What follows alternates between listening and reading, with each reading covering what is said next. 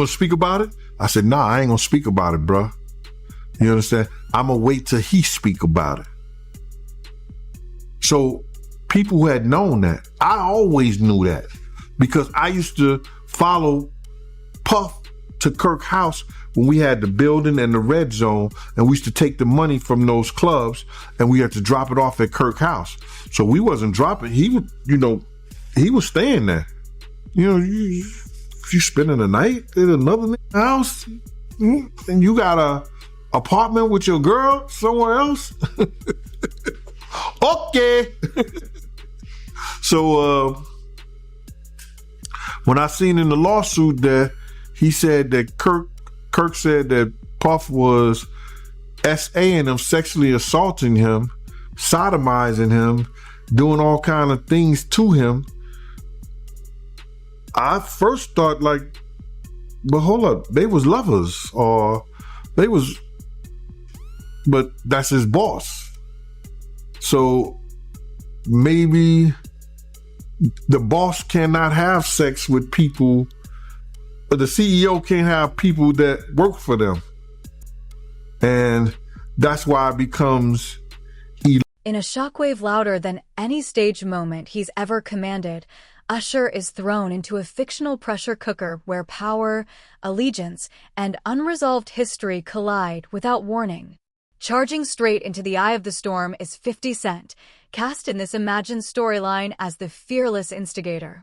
He drops explosive accusations and bold revelations involving Usher and Diddy, triggering immediate backlash with unapologetic precision. The fallout escalates rapidly, forcing Usher to confront past alliances, lingering fractures, and the crushing weight of global fame as the situation races toward a tipping point that threatens to spiral completely out of control. Diddy Combs appeared in the closed Manhattan courtroom with gray hair and a gray beard, which reportedly left onlookers stunned. Diddy, wearing tan prison clothing, hugged all of his attorneys and ultimately entered a plea of not guilty.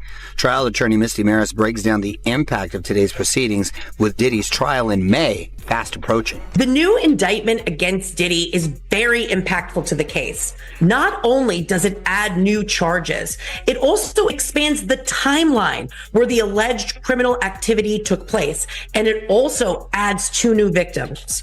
From a defense perspective, this changes the game as far as strategy of how to approach all of the charges and all of the allegations at trial. Combs previously pleaded not guilty to charges of racketeering, conspiracy, sex trafficking, and transportation to engage in prostitution. But I make no excuses. My behavior on that video is inexcusable. Ahead of today's hearing, Diddy's lawyers made stunning allegations about the damning CNN surveillance video that appears to show Combs physically assaulting his former girlfriend, singer Cassie Ventura, at a LA hotel in 2016. In a letter to the judge, Combs' team is alleging CNN altered the video by speeding it up to make it falsely appear that the actions in the video are taking place faster than they are. They also allege that CNN ultimately destroyed the footage. A spokesperson for CNN tells Access in part, CNN never altered the video and did not destroy the original copy of the footage. Sean Diddy Combs is pushing back with a new court request.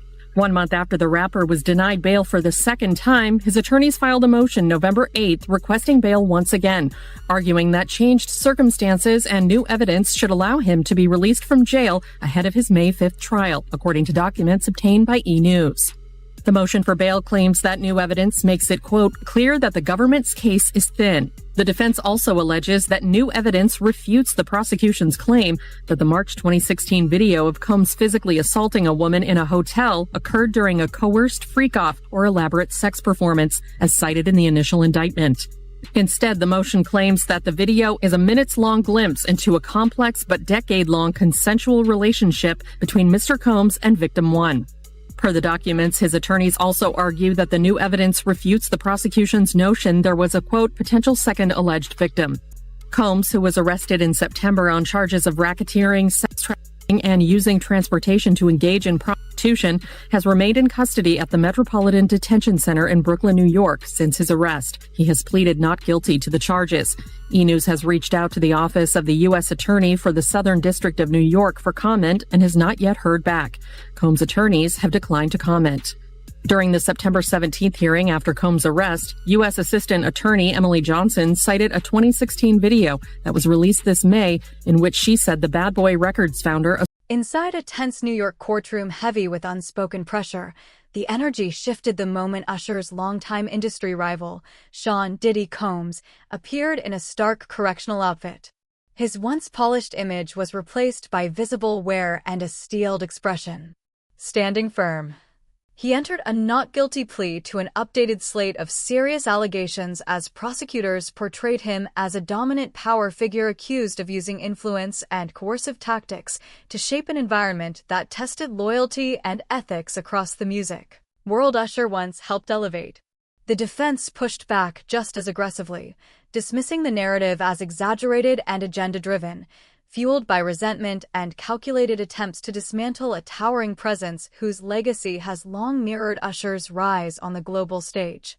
Yeah, I agree with you in some ways. What I would just add is it's without question because they did not know that he was recording them. I mean, when I read through that lawsuit, Rodney made it very clear that he had hidden cameras. And if you are a person like LeBron who says ain't no party like a Diddy party, you got Ashton Kutcher talking about what happens at Diddy parties stays at Diddy parties. And finally you learn via the press that actually Diddy has been collecting evidence on all of you and you don't know where those tapes are.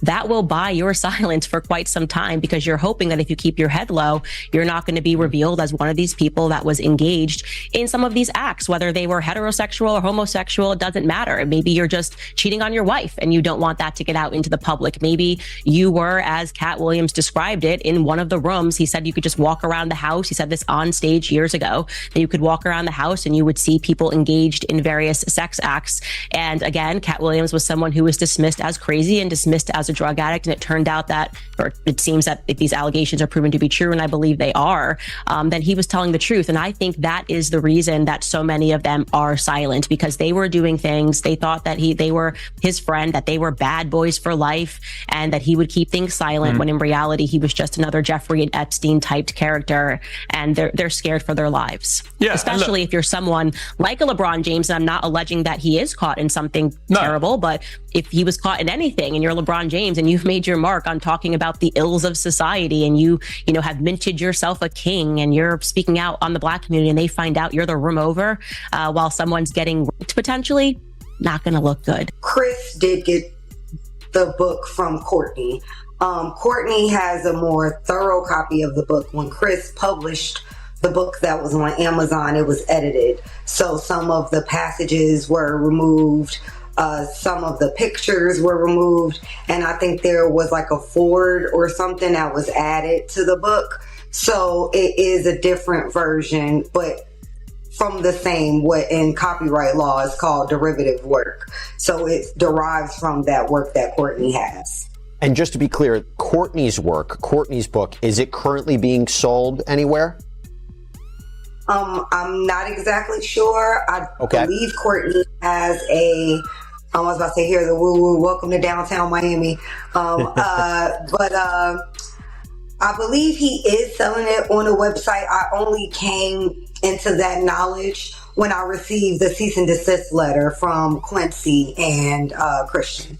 Got it. And in terms of the content of the book, what is this book about, the one from your client? So I haven't taken the time to read the book either, but to my understanding, it's Kim Porter's memoir. So it's basically Kim Porter's stories. I haven't read, I shouldn't say that, I haven't read the entire book. I have read several excerpts from the book, several pages from the book. I haven't had time to sit down and read it in its entirety. But to my understanding, it purports to be from Kim Porter about. The fallout quickly surged beyond the courtroom, erupting into public view as rumors of a controversial recording ignited widespread speculation and placed Usher squarely at the center of the storm. Long regarded as a close associate whose path closely intersected with Diddy's rise and setbacks, Usher's unexpected connection to the alleged material signaled that this moment ran far deeper than quiet loyalty or surface-level association.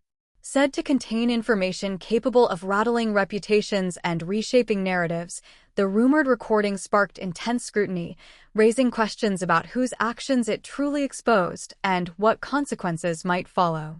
As pressure mounted, the situation threatened to redefine fragile alliances, reignite old rivalries, and expose the silent power struggles Usher has carefully navigated throughout his legendary career. Diddy Combs headed to court March 14th for an arraignment, and his appearance is making headlines. Per NBC News, the music mogul entered the legal proceeding with gray hair and a gray beard, a notable difference from how he looked prior to his September 2024 arrest. Also on hand were members of Combs' family, including his mother Janice and 2 of his kids. As for why Combs was in court, during the arraignment, prosecutors unsealed a superseding indictment against the rap mogul, accusing him of forcing employees to work long hours and threatening them with retaliation. Combs pleaded not guilty to the allegations. The March 6th indictment obtained by NBC News did not add any new charges for Combs, who previously pleaded not guilty to federal charges related to racketeering, prostitution, and sex trafficking after his September arrest, but did detail what prosecutors described as, quote, forced labor at the hands of the rapper in connection with racketeering conspiracy. E! News has reached out to Combs' legal team and has not yet heard back. Prosecutors argued in the filing that Combs maintained control over employees whom he forced to work long hours with little sleep through use of, among other things, physical force, psychological harm, financial harm, and reputational harm and/or threats of the same.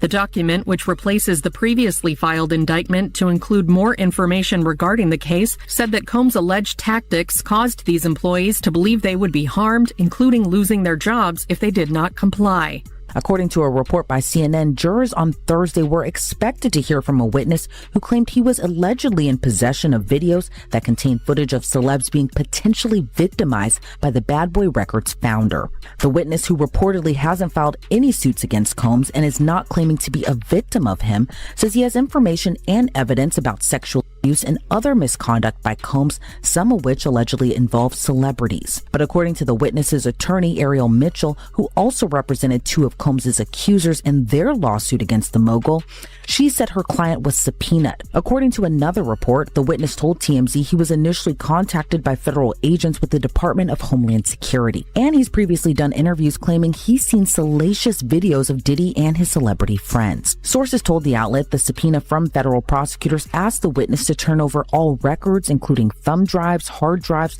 electronic storage devices, or devices containing videos and/or other files depicting Diddy. But that witness would drop another bombshell, as he claims he was given 11 flash drives containing at least 8 sex tapes involving 8 celebrities, 6 men and 2 women. Courtney Burgess told News Nation's Banfield on Thursday among the 8 celebrities who were Combs' alleged victims, about 2 to 3 appeared to be minors. Burgess told Ashley Banfield in an interview with his attorney Ariel Mitchell, every single celebrity appeared to be under the influence in the tapes and were seemingly victims. As proceedings advanced, tension inside the courtroom thickened. Diddy's family, his children Christian and Chance, along with his mother, Janice, sat firmly among supporters as they prepared for a high-stakes trial scheduled for May 2025. Intense exchanges and relentless scrutiny repeatedly circled one volatile centerpiece, the elusive recording. Speculation claimed it revealed deeply unsettling behavior while carrying an unexpected revelation that sent shockwaves through the music industry. Then came the unforeseen turning point. Usher stepped forward with deliberate resolve, addressing the situation head-on in a decisive move that stunned the courtroom and abruptly shifted the direction of everything unfolding.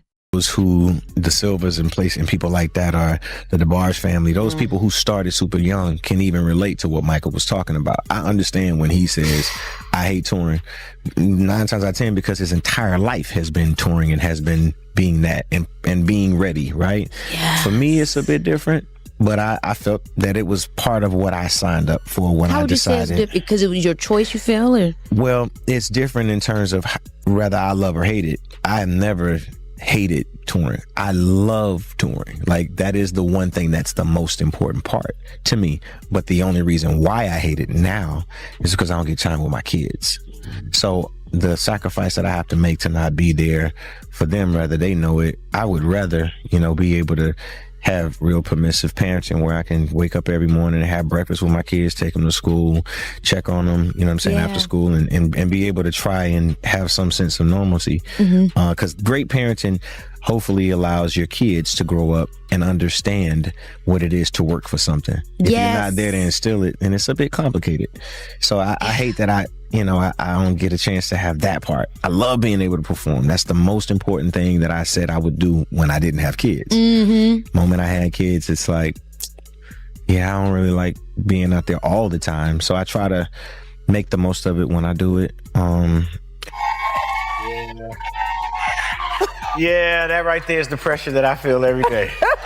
To try to live up to that guy right there. Oh my goodness. You know, it's a commitment that I made a long time ago. If you want to be an artist, being an artist is like being a magician. Being an artist is like being a heart surgeon. You make people feel things. So you have to have that same commitment to whatever it is that you say you're gonna do, right? I want to be great at this, so I have to stay in the gym a little bit longer. I gotta rehearse this record a little bit longer. I gotta sing all night.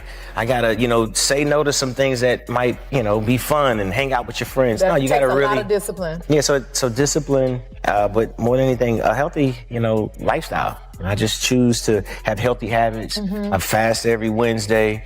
I do my best to work out at least 3, 4, maybe 5 times a week. Wow. And, just be happy with. Usher, who once openly reflected on the intense atmosphere and overwhelming experiences he encountered as a young teenager living in Diddy's home in 1994, now stands firmly at the center of a rapidly intensifying storm fueled by newly emerging evidence. In a resurfaced interview marked by gravity rather than glamour, he acknowledged that what unfolded behind closed doors sharply contrasted with the polished image the public embraced.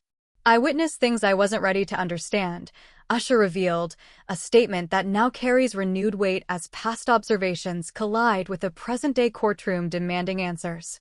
What was once a distant memory has become immediate reality, amplifying urgency as long-buried truths push into full view. They say he was standing at a table. They say the shirt that he wore to the VMA say something about God is great. But in the video, they got pictures of him standing in the background while a woman is being sexually pleased, but she under the influence. And they say it's white substance on her nose. You can clearly see that. And they saying in another video, they have him and the A-list, a young male, having sex. And it was an alleged allegations that it was being a tape was being shopped around with him and a young male. I'm not accusing nobody, but if you look at the way Justin Bieber look at Puffy, he hates that. He hates that nigga. That man's face ain't just dropped soon as he wanted to go get a wife. That man's whole fucking face, that's some medical. That man young and healthy, man. But he terrified. You remember when I said a lot of people happy you locked up right now, Puff? He's one of them. That's why I'm speaking. He's one of them. One of the people that you terrified who couldn't get from under your claws. That's why Puffy trying to help her get back out here. He know. These bitches want to see me fall. They want to see this. They've been waiting on this. He know how many people been waiting on this. His kids know. They feeling it. Nobody calling. Nobody trying to, you know what I'm saying? And all the people that was trying to be my friends. You know what I'm saying? Ain't nobody calling, offering no help. Ain't nobody calling. I see all these niggas. But what I can say, but I don't know, because I don't know what the freak all look like, right? Right? Is it in a private house? Is it in a party or club? Because I've been to clubs where I walked in and people was doing coke, and it was on behalf of Bad Boy. Like, but Jadakiss, everybody was in that bitch that night. But the way the club is, I can't lie. I'd rather say I always tell people, the reason I remember this night so well because this is how I prefer to party. Like I went in there, was swinging from the all over the place. It's people getting on coke. It's people like everybody in their own fucking world, right? But they in their own world within the club. Music playing, rave music. I'm talking about crazy white people, punk rock, gothic. But nobody's paying attention. Niggas just gambling. Niggas just like in their own. It was a moment that I can remember, like, yo, I'm seeing motherfuckers sniff coke, bitches ain't saying, bitch, we get to smoke the weed over here, like, security not fucking with us, this is great, like, everybody, naked bitches walk around, I'm seeing bitches fucking up here, I'm like, what the fuck is this? But it's so mind your business, and it was like, yo, I'd rather party like this, like, you know what I'm saying? So that's the one time I could probably say I walked into a crazy party. But we came through the back door and it was a big ass club. Like, it was like, you know what I'm saying?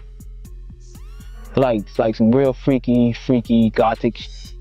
It was like some like I like though, because I like privacy. I like to party, but I want to be private. I don't want to be looked at. I don't want to have to watch you.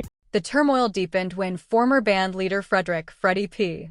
Watson emerged with testimony that cracked open a new layer of uncertainty, raising questions few could ignore.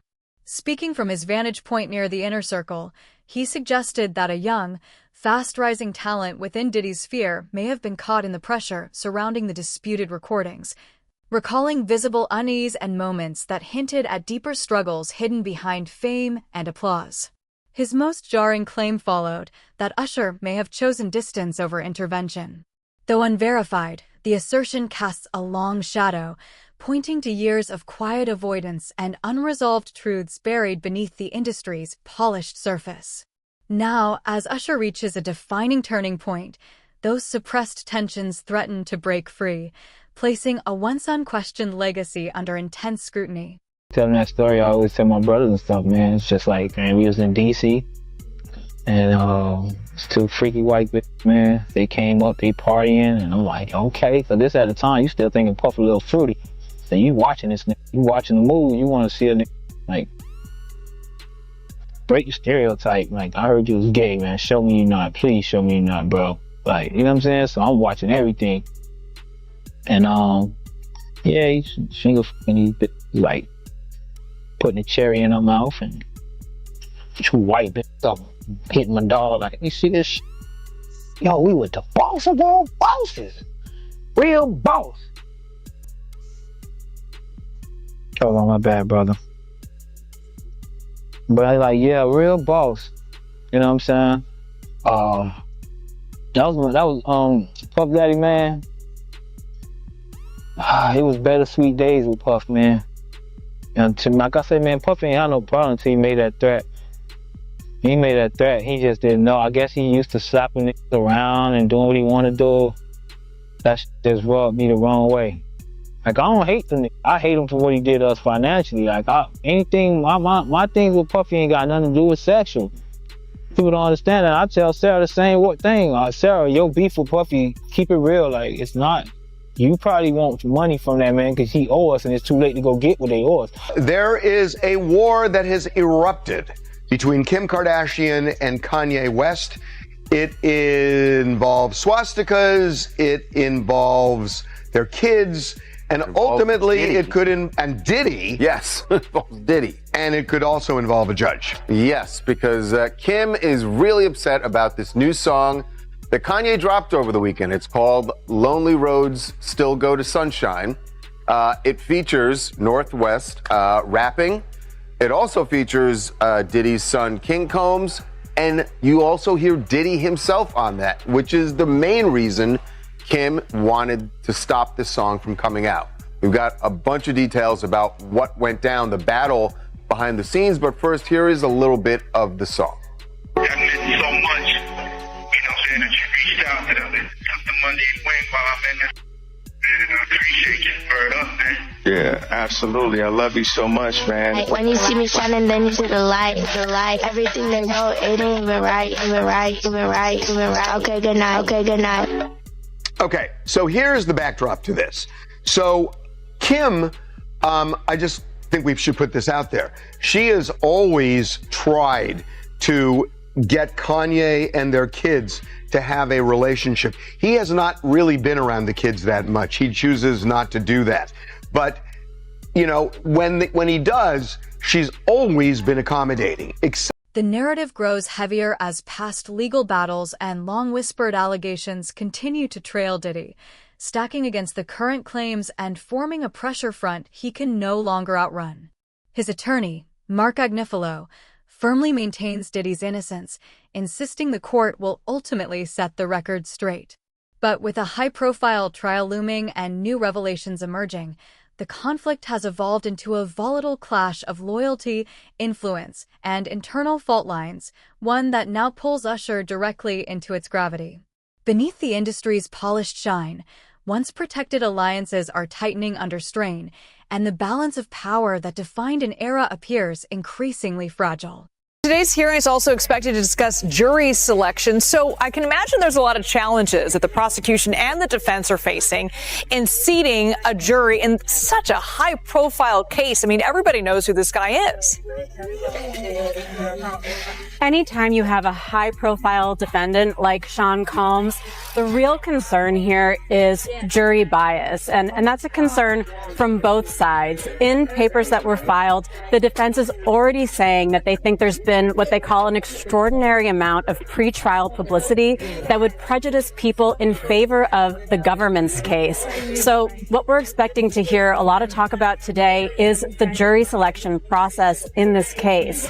The defense wants to have two different groups of 300 people brought into the court, fill out extensive questionnaires, and then whittle people down based on that and bring the final selected people in for individual oral questioning. The government thinks that process is too cumbersome. They want this to be an oral process in court, or if they have a questionnaire, something just more logistical that will help narrow the pool. But we're already seeing in these filings how difficult the selection in a case like this is for a high-profile. As the countdown to trial tightens, pressure mounts by the hour, with jury selection set for May 5th and opening arguments scheduled for May 12th.